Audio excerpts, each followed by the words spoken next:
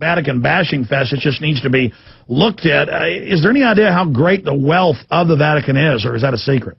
Well, it's not a secret. The Vatican will come out with some phony figures every year saying they're worth about $24 million. But the wealth is unbelievable, and it's what we've discovered in just suing the Franciscan order was that at one address in California, at one little address at one monastery in California, 24 different corporations were registered. Now, you add that up from place to place, and there are literally tens of thousands of entities masquerading as independent entities that are all really the Catholic Church.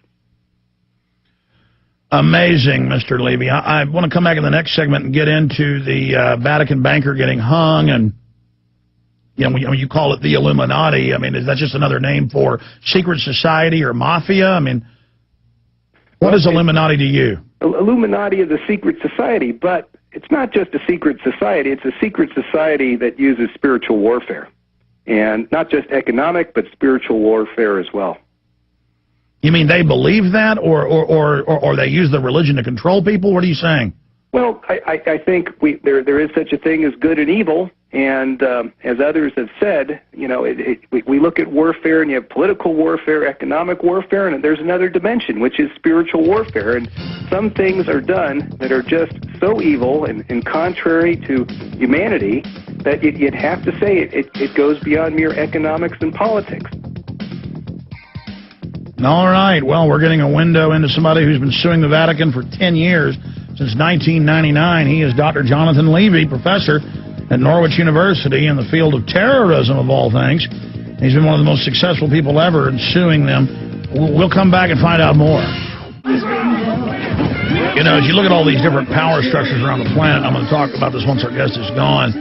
They all at the top nexus in with other elites, and I think it's key to see the overall global crime syndicate of these little nation states and these little private corporate systems. The District of Columbia is its own private corporation now. This is how things are done inside the New World Order system. Going back to our guest with the website VaticanBankClaims.com, and big news blitz coming up in your calls, VaticanBankClaims.com. Okay, I mean, there's so much. We've got to have you back up in the future to spend the whole hour with us, sir, and take phone calls. But in the limited time today, I mean, there's no doubt the Vatican admits a lot of the Nazi loot went to them. And then you were getting into Serbia and the Croats, who, for those that don't know, they were the puppets for the Nazis, and all the stuff there. And then who financed, the takeover of Serbia. You're saying that's the Vatican. Break that down. Well, absolutely. There's no question that Croatia received its funding from the Vatican or Vatican financiers in 1990, 1991. And that's where we think a lot of the Nazi loot went to eventually, to break up Yugoslavia, which was, after all, the goal of the Germans, of the Vatican, and of the Croatians. And why was that their goal? Well, think about it. Yeah, you know history, Alex. Who killed the Austrian Archduke in 1914 and caused the fall of all the empires? Well, that was the Black Hand tied in with the Vatican and British intelligence, is what I read. Yes, but it was they blame the Serbs for that, ostensibly. Yes. Yeah, and of course that's why the Serbs have always been on the chopping block there in the Balkans. That's the excuse, at least. And, of course, the excuse, again, for breaking up Yugoslavia, turning it into a bunch of mini-states. But we aim to see, where did this money go to and what was it used for? And to correct you there, no, the Vatican does not admit that it ever took any Nazi gold. They'll do everything possible but to admit to any kind of wrongdoing.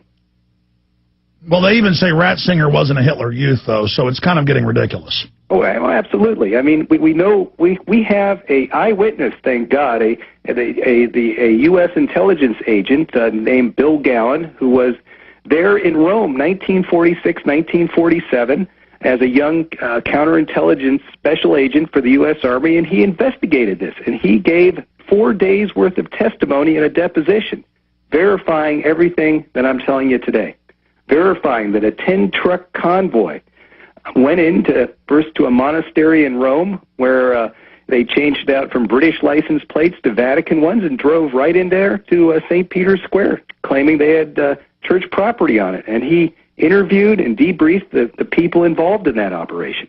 Okay, tell us about, there's so many things to discuss, the famous case of the Vatican banker dying and how that ties into things. Right.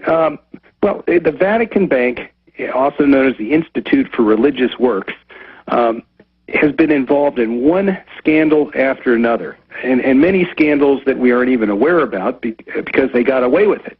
The Calvi case was high finance at its worst. It involved the largest bank in Italy, Banco Ambrosiano, involved operations in the Bahamas and ultimately in North America. Some people claim it triggered the savings and loan crisis in the 1980s. And it was a purposeful destabilization of Italy's largest bank by a group called the P2, who I think were Illuminati, and one of their many guises, the idea being to take over Italy. And it caused disruptions worldwide. The people involved, Sindona and Calvi, both died mysteriously. Marcinkus went into hiding at Sun City, Arizona. And the epicenter of the whole thing was the Vatican. So it's sort of like the Dan Brown book. Do you think that the Vatican is at the heart of the European Union? Because I'm trying to learn and ferret this out. I know Blair is converted so that he can be head of the EU. That's admitted. I know that the European Union, they say that is Roman Catholic, and that they want it to, be the new, quote, center of a global Europe, according to the British Prime Minister, Gordon Brown, and that the Treaty of Rome set up the European Union, and now U.S. Army documents have been declassified. You probably know about this, that the Nazis knew they were going to lose in '44, so they put their money into dummy corporations and said, we will rise again as a European Union. Are you familiar with that? Well, yeah, I'm familiar with that theory, and there is a lot of things to support that. First of all, some of the symbolism, even the flag of the European Union and of the Council of Europe is taken from the altar at the Cathedral of Strasbourg. That is those stars, circular stars. And there was a forerunner to the European Union called the, trying to think, Pan-Europa Union, and it was the same flag except with a cross in the middle of it. So stay there. Let's do 5 more minutes on the other side with our guest, Dr. Jonathan Levy, VaticanBankClaims.com. I wanted to get Jim Tucker on last hour, but they got him now, so he's coming up in about 3 minutes.